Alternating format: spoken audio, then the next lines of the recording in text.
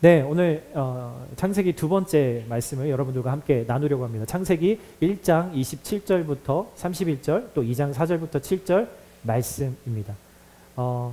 이미 광고 드렸겠지만 제가 다음 주 한 주는 제가 이 자리에 없습니다. 여러분 기도해 주시고 짧은 시간이지만 또 부모님을 잘 섬기고 돌아올 수 있도록 기도해 주셨으면 좋겠습니다. 네, 함께 말씀을 한 구절씩 같이 읽도록 하죠. 27절 제가 먼저 읽도록 하겠습니다. 하나님께서 사람을 그분의 형상대로 창조하시니 곧 하나님의 형상대로 사람을 창조하시되 하나님께서 그들을 남자와 여자로 창조하셨습니다. 하나님께서 그들에게 복을 주시며 그들에게 말씀하시기를 자식을 많이 낳고 번성해 땅에 가득하고 땅을 정복하라. 하나님의 모든 생물을 다스리라 하셨습니다. 하나님께서 말씀하시기를 내가 땅 위에 씨 맺는 온갖 식물과 씨가 든 열매를 맺는 온갖 나무를 너희에게 주었으니 이것들이 너희의 먹을 양식이 될 것이다. 그리고 땅의 모든 짐승과 공중의 모든 새와 땅 위에 기는 모든 것들 곧 생명 있는 모든 것들에게는 내가 온갖 푸른 먹이로 주었다 하시니 그대로 됐습니다. 하나님께서 자신이 만드신 모든 것을 보시니 참 좋았습니다. 저녁이 되고 아침이 되니 여섯째 날이 었습니다. 하늘과 땅이 창조되었을 때 여호와 하나님께서 땅과 하늘을 만드시던 날의 기록이 이렇습니다. 여호와 하나님께서 아직 땅에 비를 내리지 않으셨고 땅을 일굴 사람도 없었으므로 들에는 온갖 풀이 아직 없었고 땅에는 풀조차 나지 않았습니다. 수나와 온 땅을 적셨습니다. 함께 읽을까요? 여호와 하나님께서 땅에서 취하신 흙으로 사람을 빚으시고 그 코에 생기를 불어 넣으시자 사람이 생명체가 되었습니다. 아멘. 아멘. 네, 오늘 여러분들과 함께 나눌 말씀은 내 삶에 하나님의 형상이 회복되어야 합니다. 라는 제목입니다. 이제 두 번째 구약의 말씀을 나누는 시간이에요. 여러분, 지난주에 너무나 명확한 진리, 어마어마한 진리를 여러분들이 저와 함께 들었습니다. 그리고 그 진리 앞에 저희가 섰었죠. 하나님이 우리가 당연하게 여기는 이 모든 것들을 창조하셨다라는 그 사실입니다. 여러분, 많은 분들이 저에게 지난주 주일에 대한 그 설교 말씀에 대해서 많은 분들이 피드백을 주셨어요. 정말 어느 주 못지않게 피드백을 참 많이 주셨던 것 같아요. 제약된 시간 안에서 다 다루지 못한 부분들에 대해서 궁금한 것들을 질문해 주신 분들도 있었고요. 또 어느 정도 논리적으로 바라보지 못하고 받아들이지 못하고 있었던 부분들도 클리어하게 이해되셨다라는 피드백을 주신 분도 있었습니다. 정말 이렇게 되게 그 이야기들을 들으면서 참 감사한 마음이 들더라고요. 그러면서 어떤 분이 그런 이야기를 하면서 마지막에 이런 이야기를 했는데 제 마음에 되게 많이 남았습니다. 목사님, 성경은 진짜 믿을만 하네요. 예. 자기도 이런 말을 하게 될 줄 몰랐다는 이야기를 덧붙이면서 성경은 진짜 믿을만 하군요 라는 이야기를 하더라고요. 여러분도 그렇게 생각하시나요? 네. 수줍으신 거죠? 여러분, 물론 성경이 모든 우리가 이성적으로 생각할 수 있는 변증이라든가 과학이라든가 이성만으로 다 이해될 수 있는 것은 절대 아닙니다. 그런 목적으로 하나님이 우리에게 성경을, 하나님의 말씀을 주신 것이 아니기 때문이죠. 그래서 하나님의 말씀인 성경은 기본적으로 우리가 믿음이라는 것을 가지고 듣고 이해해야 해요. 하지만 내 안에 여전히 수많은 의심들과 궁금함들이 존재하는데 그것들을 모두 다 꾹꾹꾹꾹 눌러 잠재우고 교회 와서는 내가 모든 것을 다 이해하고 받아들이는 양 무조건 믿어야 한다라는 생각으로 접근하는 것은 또 옳은 방법이 아닙니다. 하나님이 우리에게 지성을 주시고 감성을 함께 주신 것은 그것을 사용해서 하나님을 믿고 하나님과 교제하고 관계하기 위함이에요. 그래서 믿음이라는 그 바탕 위에서 우리는 우리에게 주신 그 지성이라는 것을, 생각이라고 하는 것을, 이성이라고 하는 것을 무시하지 않고 거기에서 답을 찾아가는 노력은 반드시 우리에게 필요한 것이죠. 그 한 형제의 말처럼 성경은 정말로 믿을 만한 말씀입니다. 왜냐하면 여러분, 이 세상에 어떤 책보다도 여러분 진짜 사실이다라고 하는 많은 증거들을 가지고 있거든요.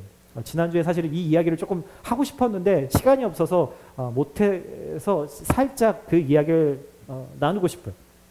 여러분, 최초로 이 인간의 역사에서 책이 만들어지게 된 것은, 대량으로 많은 사람들이 볼 수 있는 책이 만들어진 것은 구텐베르크라고 하는 사람이 인쇄술이라는 것을 발명한 것 때문이잖아요. 여러분 그거 아시죠?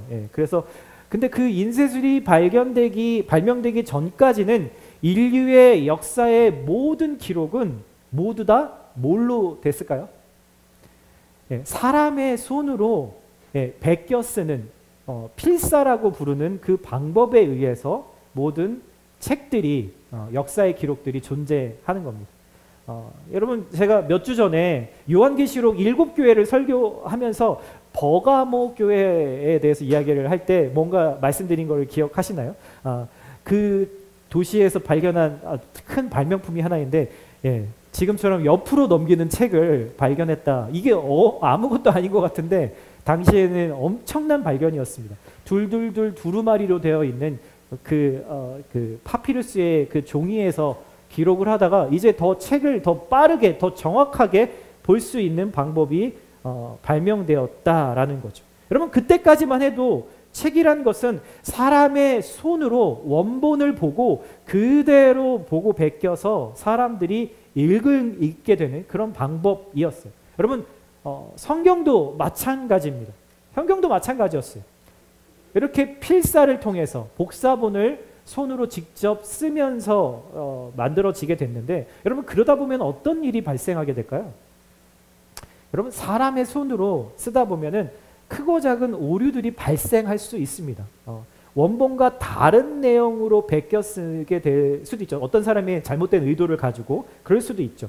그래서 많은 역사학자들이 이것을 검증하기 위해서는 필사한 책이 정확한지를 알아봐야 될 거 아니겠어요? 그래서 이 베낀 책이 정말 그 원본하고 얼마나 일치하는가, 가까운가라는 것을 검증하는 것이죠. 그래서 베껴 쓴 때가, 베껴 쓴 그 시기가 원본하고 얼마나 가까운 시기에 그것이 쓰여졌는가라는 것을 조사하죠. 그래야 오류나 변조된 사본을 걸러낼 수 있기 때문입니다. 예를 들어서 여러분, 이런 책에 대해서 읽어보시진 않았지만 들어는 보셨을 거예요. 서양 문화의 가장 시초라고 불리우는 오디세이, 호모가 쓴 오디세이, 일리아드, 그리고 위대한 철학자 플라톤이 쓴 대화라는 책, 여러분 읽어보지는 않으셨어도 들어는 보셨을 텐데 이 책들, 발견된 원본과 필사본들이 존재하는데 이 원본과 필사본의 차이가 1300년이라는 시차가 존재합니다. 현재 지금 발견된 그 책의 원본과 필사본의 차이는 가장 가까운 게 1300년이라는 시차가 존재하죠. 여러분, 그런데요, 이에 비해서 신약 성경 27권은 27권은 그 원본과 복사본의 시차가 25년 정도밖에 되지 않습니다. 한 세대가 넘어가지 않는 세대 시차죠. 그리고 발견된 그 필사본도 일리어드 같은 경우는 600권 정도가 존재하고 플라톤의 대화라는 책은 7권이 지금 현재 존재하는데 비해서 여러분, 성경은요, 구약 성경만 약 1만 권의 필사본이 존재하고요, 신약 성경이 5,000개의 필사본이 지금까지 발견되었습니다. 그 말은 무슨 말인가요? 원본과 필사본을 비교할 수 있는 데이터 자체가 성경이 월등히 많이 존재한다라는 거예요.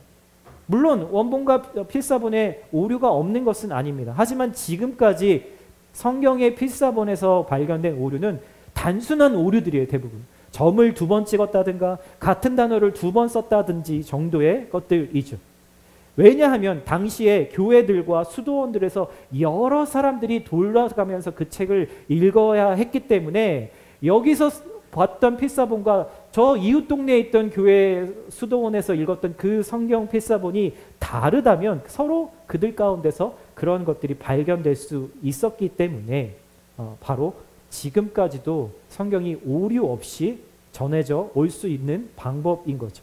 그런데 많은 사람들이 여러분 오디세이 같은 이런 책들은 역사적인 사실이라고 100% 심지어 200% 믿지만 더 많은 증거를 가지고 있는 성경에 대해서는 여러분 그런 생각을 갖고 있지 않아요. 그래도 성경은 머리 좋은 인간들이, 머리 좋기로 유명한 유대인들이 만들어낸 인간의 창작물이지 하나님의 말씀은 아니야 라고 여전히 생각하고 있다라는 거죠. 여러분 놀랍죠? 놀랍지 않으세요? 뭐가 놀라우세요? 인간이 지성과 논리를 앞세워서 과학적으로 증명된 것들만 믿겠다고는 하지만 정작 하나님의 말씀에 대해서는 과학보다는 자신의 편견을 더 믿고 있기 때문인 거죠. 그게 놀라운 거예요. 여러분 왜 그럴까요? 유독 하나님의 말씀인 성경에 대해서만 그런 편견을 가지고 있는 이유가 뭘까요? 왜냐하면 지난주에도 말씀드렸지만 성경이 정말 사실이고 성경이 진리라면 하나님이 온 만물을 창조하셨다면 여러분 그 다음이 문제가 되는 거예요. 나만의 세상, 내가 주인된 세상, 나를 중심으로 세상을 보는 모든 관점이 한순간에 다 무너져야만 되기 때문에 바로 그러한 반감을 갖고 있게 되는 거죠. 여러분 그렇지만 사람들이 그런 마음을 갖는 것과 다르게 하나님의 말씀은요, 나에게 혼란을 주고 나에게 두려움을 주는 것이 아니라 오히려 나를 진짜 자유케 하는 그 진리로 인도하는 하나님의 말씀인 것을 여러분들이 믿으셔야 합니다. 아멘인가요? 여러분 하나님이 이 세상을 창조하셨어요. 우리가 크리스천이면서 이 사실을 종종 낯설게 여기고 때로는 막 놀라움을 금할 수 없는 이유는요, 우리에게 이 세상이 너무나 익숙하기 때문입니다. 여러분 오늘 이 아침에 교회에 오시기까지 여러분들의 모습, 여러분들의 그 시간들은 어떠셨나요? 아침에 막 알람 소리에 맞춰서 막 일어났다가도 너무 피곤해서 5분만 더 스누즈 누르고 또 알람 울리면 또 한 5분만 더 하고 스누즈를 누르면서 시간이 늦어가지고 너무 빨리 불이 나게 씻고 옷 입고 화장하고 밥은 당연히 건너뛰고 헐레벌떡 라이드 시간 맞춰서 교회에 오시진 않았나요? 여러분 그래도 칭찬합니다. 여러분 어머님들, 우리 아버님들은 아이들을 깨워서 옷 입히고 안 먹겠다는 아이 억지로 몇 숟가락 떠 먹이고 오면서 차에서 엄청 징얼징얼대는 애들을 잘 달래면서 또 오신 분도 있겠죠. 또 우리 어르신분들은 새벽에 더 자고 싶지만 새벽에 여기저기 삭신이 쑤시면서 나도 모르게 아이고 이 말에 일어나셔서 주일 예배를 드릴 그 시간들을 생각하고 기다리면서 또 예쁘게 화장하시고 정성스럽게 옷을 다려서 또 입고 오신 분들도 있을 겁니다. 제가 말씀을 이렇게 설교를 이렇게 쓰면서 이런 것들 막 상상하니까 여러분들이 너무너무 보고 싶고 사랑스러운 거예요. 하나님도 내 마음과 정말 다르지 않으시겠구나라는 생각을 하게 되죠. 여러분 이것이 우리가 오랫동안 이렇게 살아온, 그래서 너무나 익숙한 우리의 삶의 모습이에요. 우리는 아침이라는 그 시간에 쫓겨서 살아왔고요. 집이라고 하는 어떤 장소로 가는 곳에 머물러서 살아왔고요. 늘 배고프다, 목마르다, 화장실에 가야 한다라는 이 몸이 주고 있는 기본적인 신호들에 충실하게 우리가 살아옵니다. 여러분 그게 우리에게 익숙한 삶이죠. 저와 여러분은 시간과 공간 그리고 우리의 육체, 몸이라고 하는 그 제약 안에서만 살 수 있는 인간이기 때문이겠죠. 그래서 저와 여러분은 하나님의 의해서 창조되어진 피조물이라고 하는 거예요. 여러분 그런데요, 창조주이신 하나님은 나와 같지 않다라는 거예요. 하나님은 영이시기 때문이라는 거죠. 사실 그래서 우리는 하나님에 대해서 더 감이 오질 않아요. 왜냐하면 하나님이 나와 다른 영으로서 존재하시기 때문에 시간과 공간과 그 육체 밖에 거하시는 하나님에 대해서 우리는 상상은 할 수 있을지 모르겠지만, 추측은 할 수 있을지 모르겠지만, 우리가 온전히 그것을 이해하기는 어렵다라는 기본 사실이 그런 거죠. 하나님은 나와 다릅니다. 그런데 놀랍게도 창조주와 피조물인 나와 연결고리를 만들어 놓으셨어요. 여러분, 그것이 뭐냐면 창조주이신 이 삼위의 하나님, 예수님, 성령님이 이 세상 모든 것을 창조하신 목적이 바로 나를 통해서, 나와 함께 이 온전한 사랑의 관계를 가지기 위해서 이 세상을 창조하셨다라는 거죠. 여러분, 그래서 오늘 우리가 이 자리에서 주님을 예배하는 이유인 것입니다. 그게 이유가 아니라면 우리가 여기 있을 이유가 없죠. 여러분, 창세기 1장 1절 창조의 이 대명제를 먼저 하나님이 밝히시고, 구체적으로 하나님이 어떻게 창조하셨는지, 무엇을 창조하셨는지, 왜 창조하셨는지에 대해서 창세기 1장에 더 세부적으로 이야기를 해주고 계세요. 그래서 오늘 1장과 2장의 말씀을 함께 나누어 보려고 합니다. 여러분, 첫날부터 6날째까지 하나님은 인간을 위해서 세상을 아름답게, 그리고 정의롭게, 조화롭게, 그리고 완벽하게 창조하십니다. 하나님은 6일 동안 그 일을 하셨다고 나오는데, 여기서 말하는 그 하루하루의 그 시간의 개념이 어떤 학자들은 24시간, 우리와 똑같은 24시간일 것이다 라고 말하기도 하지만 그렇지 않을 수도 있다라는 것을 여러분들의 마음속에 가지고 이해하시면 좋을 것 같아요. 여러분, 어찌됐든 하나님이 6일 동안 세상을 창조하시는데, 이 모든 것을 창조하시고 맨 마지막에, 순서적으로 맨 마지막에 저와 여러분 인간을 창조하십니다. 오늘 본문의 26절에 이렇게 얘기하죠. 한번 읽어볼까요? 시작. 하나님께서 말씀하시기를 우리가 우리의 형상대로 우리의 모양을 따라 사람을 만들어 그들이 바다의 물고기와 공중의 새와 가축과 온 땅과 땅 위에 기는 모든 것을 다스리게 하자 하고, 하나님께서 사람을 그분의 형상대로 창조하시니 곧 하나님의 형상대로 사람을 창조하시되 하나님께서 그들을 남자와 여자로 창조하셨습니다. 네, 아멘. 여기서 반복되는 말은요, 성경에서 반복되는 말은요, 잘못 필사해서 이렇게 오류가 난 게 아니라요, 두 번 적은 게 아니라 정말 중요하고 강조하려고 그 말을 반복하는 겁니다. 여러분, 1장 1절에서 하나님이 세상을 창조하셨어요. 그러면은 이제 하나님의 일은 다 끝났어요. 이제 그래, 이제 창조 다 했으니까 이제 알아서들 살아보시게, 이렇게 하나님의 일이 다 끝났을까요? 여러분, 아니에요. 하나님은 세상을 창조하신 뒤에 세상을 그대로 그냥 내버려 두지 않으셨어요. 아무것도 없는 데서 세상을 창조하신 것 자체가, 그 창조 자체가 목적이 아니었다는 말인 거예요. 첫 창조가 창조의 시작이라면 여러분, 그것이 끝이 아니라는 말이죠. 여러분, 부모가 아이를 낳았어요. 여러분들의 부모님이 여러분들을 낳아 놓으시고, 야, 이제 내가 할 일 다 했으니까 이제 네가 알아서 커라 라고 하셨던가요? 네, 여기 계신 분들은 적어도 그런 부모님은 아무도 안 계셨을 거예요. 하나님도 창조하신 세상을 그냥 놔두지 않으시고 하나님이 다스리시고 케어하시는 거죠. 여러분, 세상을 다스리기 위해서, 다시 말하면 세상을 다스리시기 위해서 하나님은 이 세상을 창조하신 거고 인간을 창조하셨다라는 거죠. 그래서 26절에 보면 여러분, 우리라고 하는 말로 쓰여 있잖아요. 여러분, 우리가 인간을 이렇게 우리의 모습을 따라서 창조하자.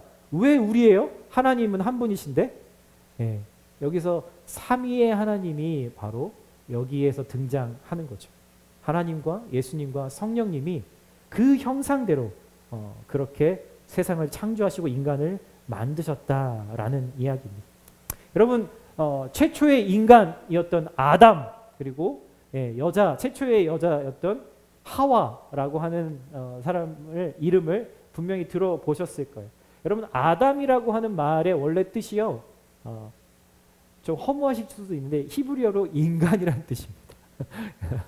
네. 그리고 하와인지 이브인지 헷갈려서 아담과 하와, 아담과 이브 뭐가 맞았지? 막 이렇게 생각하시는 분도 계실 텐데 여러분 그 하와라는 말이 사실은 히브리어의 말이고요. 이브라는 말은 나중에 헬라어가 나중에 라틴어로 이렇게 되면서 이브라는 단어가 그렇게 쓰이게 된 거죠. 어찌됐든 하와라는 말은요. 모든 살아있는 것들의 어머니라는 의미예요. 그러니까 아담과 하와라는 이름이 왜 붙여졌는지 여러분 이제 이해가 되셨죠? 예, 인간 그리고 어머니라는 이름으로 쓰여졌다라는 겁니다. 자, 그런데 하나님이 인간을 창조하실 때는 분명히 다른 피조물들하고는 확실히 구별되게 창조를 하셨다라는 것을 보게 되죠. 먼저 26절하고 27절에서 반복되어서 강조하고 있는 말 뭐죠? 하나님의 형상을 따라서 우리의 모양을 따라서 모양과 형상이라는 말은 같은 의미입니다.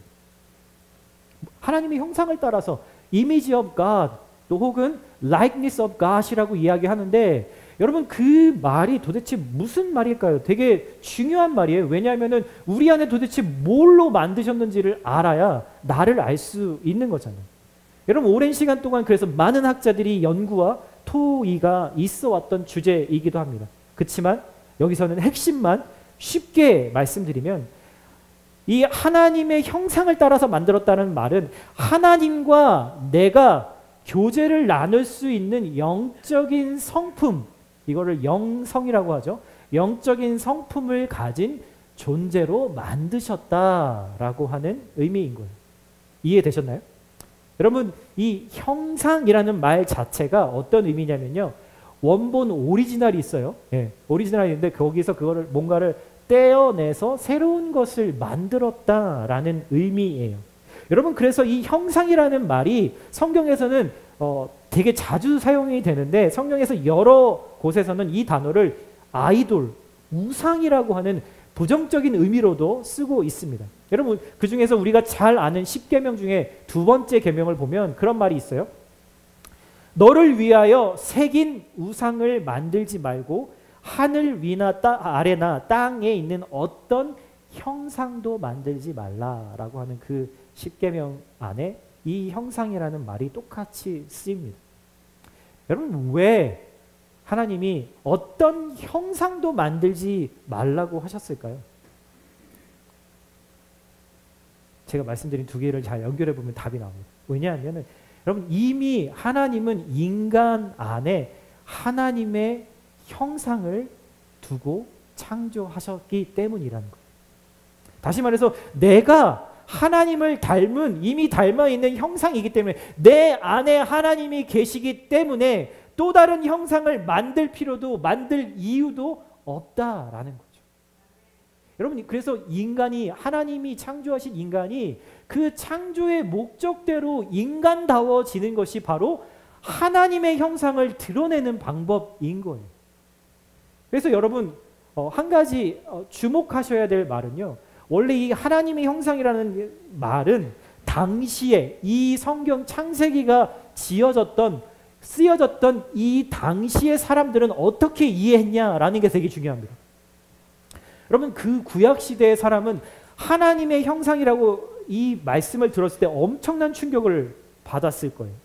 왜냐하면 여러분 당시에 고대 근동 지역에 Far East, Asian Far East area 지역에는 왕이 절대 권력을 가지고 나라를 다스렸어요. 맞죠? 지금처럼 민주주의 투표를 통한 것이 아니라 강한 힘을 가지고 있는 사람이 왕이 되는 거죠. 이 왕들은 대부분 자신만이 통치자가 되어야 했기 때문에 그 존재 이유를 신이라는 존재에게서 빌려왔어요. 무슨 말이냐면 자신은 신들의 형상을 따라서 image of gods, 많은 신들의 형상을 따라서 세워진 왕이기 때문에 오직 나만이 너희들의 왕이 될 수 있고 나만이 너희들을 다스릴 수 있다라는 논리였어요. 모든 왕들이 다 그랬습니다. 하나님이 아닌 다른 우상들의 신을 빗대어서 자기가 신에 의해서 창조된 그 형상을 따라서 있기 때문에 나만 왕이 될 수 있어 라고 주장해왔죠. 그러니까 그 당시에 살던 왕이 아닌 모든 사람들은 다 하나님의 형상이라고, 그 하나님의 형상을 따라 너희들이 지어졌다라는 그 말씀을, 이 선언을 들었을 때 어떤 느낌이었을까요? 어떤 상황이 됐을까요? 여러분, 완전히 천지가 개벽할 만한 말씀이었던 거예요. 이 창세기의 이 1장의 말씀은요, 그래서 그 당시에 수많은 왕들과 수많은 그 나라들이 가장 두려워하고 가장 예민하게 볼 수밖에 없었던 말씀이라는 거예요. 왜요? 모든 남자가, 그리고 모든 여자가, 그 당시의 여자는 어떤 존재였죠? 재산의 한 부분이에요. 남자의 재산의 한 일부일밖에 안 되는 여자를 포함해서 남자와 여자가 똑같이 하나님이라고 하는 그 형상을 따라서 만들어진 존재다라고 지금 하나님이 아주 위험천만한 말씀을, 지금 그 진리를 그 당시의 사람들에게 선포해주고 있는 거예요. 천지가 개벽할 말씀이죠. 여러분, 그래서 당시의 성경은, 그리고 하나님을 믿는다라는 것은, 기독교라는 것은 모든 사람들에게 가장 위협이 되는 존재일 수밖에 없었다라는 겁니다. 여러분, 하나님이 저와 여러분을 그렇게 창조하셨어요. 지금 우리는 많은 평등과 그런 것들을 가지고 살아가지만 이 말씀이 주어진 그 시대에는 이 말씀 때문에 죽임을 당할 수밖에 없거나 이 말씀 때문에 정말 자유를 얻게 되는 놀라운 일들이 그들의 삶 가운데 있을 수 있었다라는 것을 우리에게 보여주는 거죠. 그리고 나서 하나님이 인간을 창조하시고 28절에 이렇게 이야기합니다. 하나님께서 그들에게 복을 주시며 그들에게 말씀하시기를 자식을 많이 낳고 번성해 땅에 가득하고 땅을 정복하라. 바다의 물고기와 공중의 새와 땅 위에 기는 모든 생물을 다스리라. 동사 2개가 등장합니다. 정복하라, 그리고 다스리라 라는 말이죠. 여러분, 중요한 건요, 하나님이 창조주시잖아요. 그럼 창조를 하셨으면 다스리는 분도 누군가요? 하나님이 되셔야 되죠. 그런데 지금 하나님이 인간을 창조하시고 뭐라고 말씀하세요? 정복하라, 다스리라 라고 말씀하세요. 도대체 이게 뭔 말이죠? 하나님이 지금 인간에게 하나님을 대신해서 이 땅을 정복하고 다스리라 라고 말씀하고 계신 거예요. 다시 말하자면 하나님이 나와 함께, 내가 하나님과 함께, 내가 하나님과 좋은 관계 가운데서 둘이 협력해서 이 땅을 정복하고 다스리라 라고 하는 명령을 우리에게 지금 주고 계신 거죠. 여러분, 엄청난 권한입니다. 여러분, 우린 너무나 자연스럽잖아요. 동물들이 인간을 두려워하는 게 너무나 자연스러울지 모르겠지만 노아의 홍수 이후에 하나님이 그렇게 모든 동물, 식물, 생물들에게 그렇게 말하죠. 인간을 두려워하는 두려움을 주었다라고 말씀하시죠. 그래서 우리가 지금 우리에게 너무나 당연한 거지만 우리가 그것을 정복하고 다스리면서 살고 있는 겁니다. 여러분, 그런데 우리가 중요한 거는 그 일을 잘 하고 있는 것 같으세요? 여러분, 인간이 지금 이 하나님이 창조하신 온 세상을 잘 정복하고 다스리고 있는 것 같으세요? 네, 여러분, 지구의 온난화가 계속되고 있죠. 여러분들은 앞으로의 지구의 미래가 어떻게 될지 어떤 생각을 갖고 계신지 모르겠지만, 여러분, 동물과 식물들이 매해 50만 종 이상이 멸종되어지고 있다라고 과학자들이 증거합니다. 우리가 모르는 과정 가운데서 정말 많은 동물들과 생물들이 멸종으로 가고 있습니다. 여러분, 인간에게 하나님이 땅을 정복하고 생물을 다스리라 라고 하신 말씀의 진정한 의미는 내 마음대로, 내 편한 대로, 내 힘과 내 무지함으로 그렇게 다스리라고 하는 말씀이 아니라 하나님이 인간을 사랑으로 대하셨던 것처럼 세상을 하나님의 지혜로 조화롭고 아름답게 다스리라 라고 하신 말씀이라는 거예요. 하지만 처음 인간이었던 아담과 하와는 죄를 지음으로 인해서 자신이 선과 악을 스스로 결정하는 그 죄를 지음으로 인해서 이 땅을 선함으로, 굿니스로 다스리지 못하고 이 땅도, 이 세상도 같이 타락하게 된 것이죠. 오늘 본문 2장으로 넘어가면은 하나님이 인간을 어떻게 구체적으로 창조하셨는지에 대한 이야기를 하십니다. 7절에 이렇게 얘기하시죠. 여호와 하나님께서 땅에서 취하신 흙으로 사람을 빚으시고 그 코에 생기를 불어넣으시자 사람이 생명체가 됐습니다. 이 말씀을 보고 많은 사람들이 곧 웃음을 칠 겁니다. 네. 인간을 흙으로 지으셨다고? 말도 안 되는 소리. 여러분, 근데 인간이 죽으면 뭐가 되죠? 네. 흙이 돼요. 여러분, 그게 과학적인 증명입니다. 여러분, 이것보다 과학적인 증거가 어디에 있겠어요? 여러분, 많은 분들이 성경에서 들으신 대로 사람을 흙으로 아름답게 빚으시고, 제가 상상을 해봤어요. 하나님이 흙으로 어떻게 인간을 지으셨을까? 네. 우리 이선희 원사님을 이렇게 예쁘게 이렇게 지으셨겠지만 우리는 보통 겉모습만을 생각하잖아요. 그렇죠? 근데 우리 겉모습 말고 우리 안에 심장도 넣어야 되고, 예, 장기도 넣어야 되고 여러 가지 것들을 다 창조하셨어야 했었겠죠.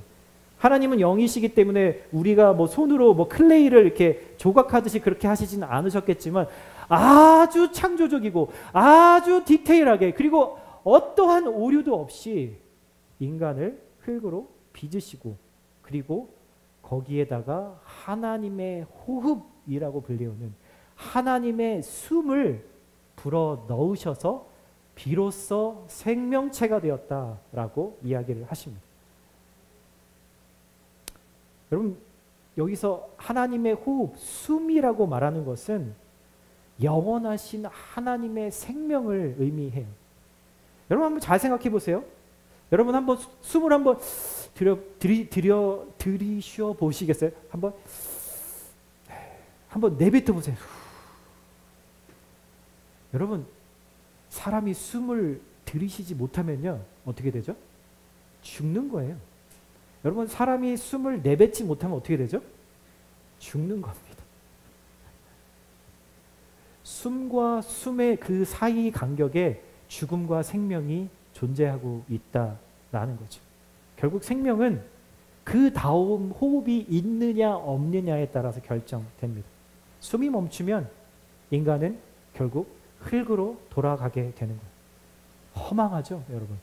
그렇지만 그것이 인간입니다. 여기에서 코에 불어 넣으신 생기라는 것은 하나님의 호흡을 말하고, 이 하나님의 호흡이라는 것은 하나님의 영을 말해요. 그리고 잘 들어보세요. 그리고 이 하나님의 영은 하나님의 말씀을 뜻해요. 헷갈려요, 목사님. 네, 잘 정리해 드릴게요. 하나님의 호흡은 하나님의 영이고 하나님의 영은 하나님의 말씀이라는 거예요. 에이, 목사님 도대체 어디서 근거해서 그런 얘기를 하세요? 네, 예수님이 여기 가르쳐 주셨거든요. 요한복음에 보면은 오병이어의 기적을 일으키셔서 5,000명을 먹이시고, 그 기적을 일으키신 이유가 예수님이 그 진리를 드러내시기 위해서요. 뭐요? 나는 생명의 떡이다, 생명의 빵이다 라고 선언하시기 위해서 이 오병이어의 기적을 일으키셨는데, 제자들이 그거를 보고 도저히 깨닫지를 못하는 거예요. 설명을 해주었는데도 깨닫지를 못하겠다고 말하니까 예수님이 그렇게 말씀하십니다. 내가 지금까지 너희에게 보여주고 한 말은, 내 말씀은 영이고 생명이다 라고 이야기를 하는 거죠. 그게 바로 요한복음 6장 63절에 이렇게 쓰여 있습니다. 한번 읽어볼까요? 시작.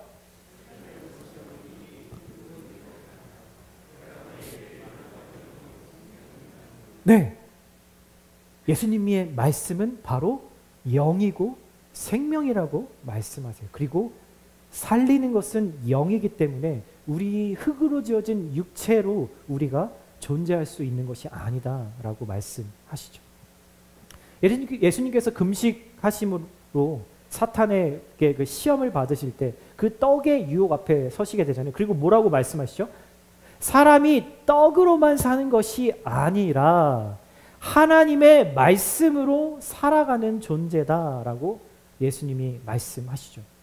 여러분 하나님의 생기가 없다면, 하나님의 호흡이 없다면, 하나님의 영이 없다면, 하나님의 말씀이 없다면, 그 말씀이신 예수님이 여러분 안에 없다면 여러분 우리는 그냥 흙에 지나지 않는 존재인 거예요. 저기에 걸어다니고 있는 흙이 참 많이 보이겠죠.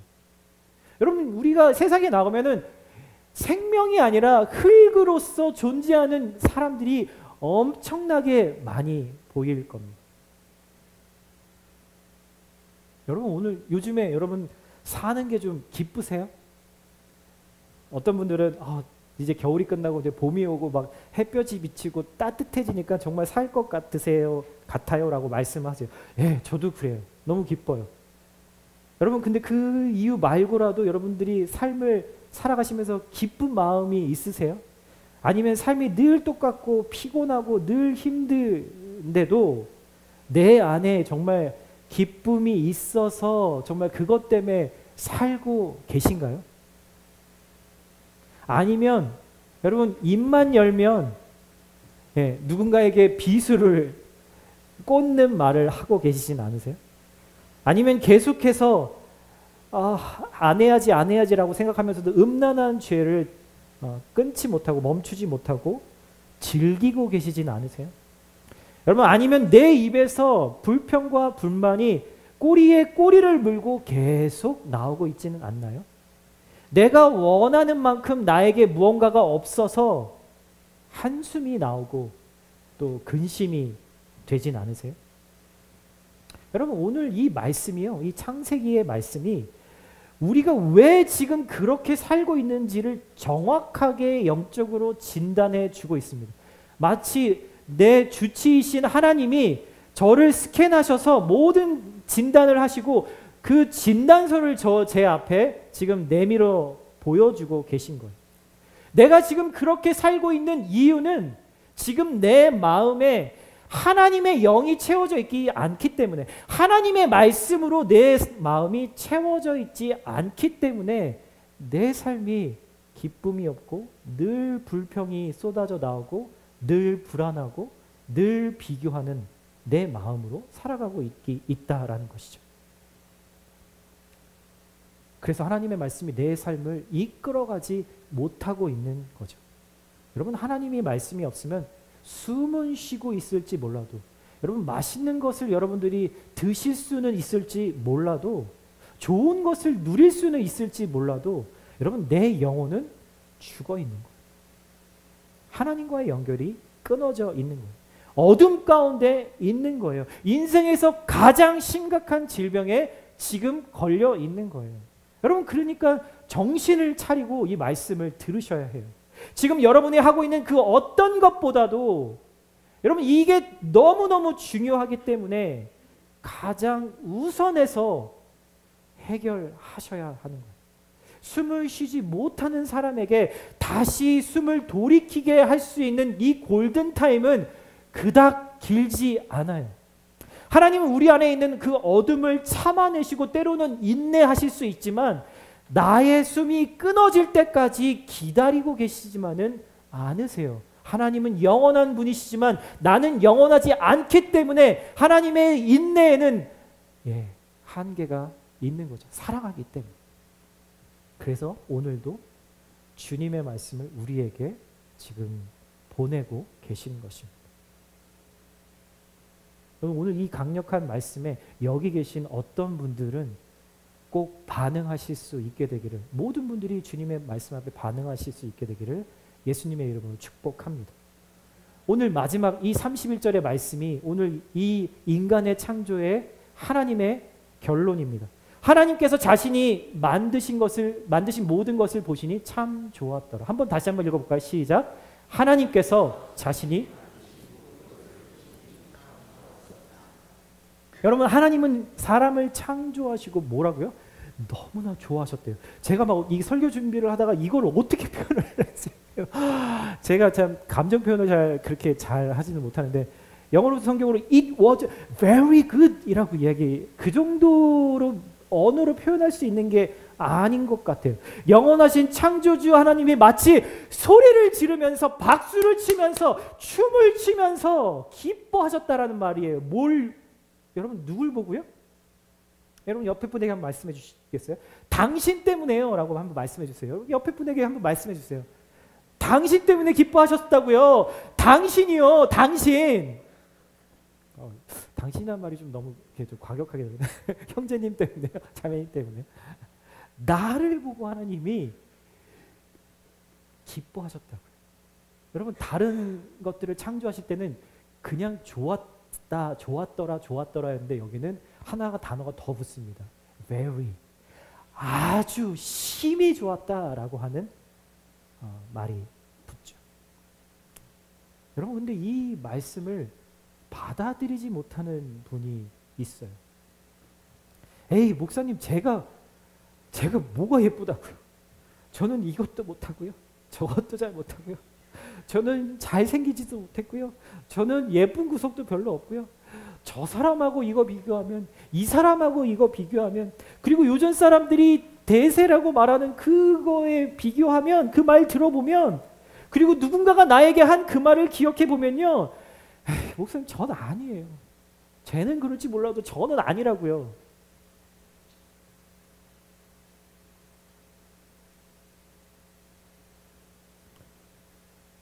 여러분 거짓에 속지 마십시오. 여러분 요즘 시대에 쿨하다고 하는 사람들이 한결같이 하는 말이 뭐죠? 다 필요 없어. 네 자신만 사랑하면 돼. 네 자신을 사랑해. 네, 동의합니다. 여러분 하나님이 우리에게 오늘 내 자신을 진짜로 사랑할 수 있는 유일한 방법을 우리에게 가르쳐 주고 계세요. 뭐요? 내가 내 자신을 보는 판단하는 그 관점으로 나를 사랑하라고요? 아니요. 누군가가 나를 평가하는 그 관점으로 나를 사랑하라고요? 아니요. 누가요? 31절에 하나님께서 라고 하는 거죠. 하나님의 시선으로 하나님이 나를 바라보시는 그 마음으로 나를 바라보라는 거예요.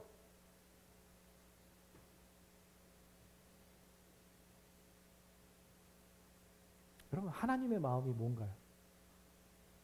하나님이 나를 바라보시면서 드시는 그 마음이 뭔가요? 너무 네가 좋다 라는 거예요.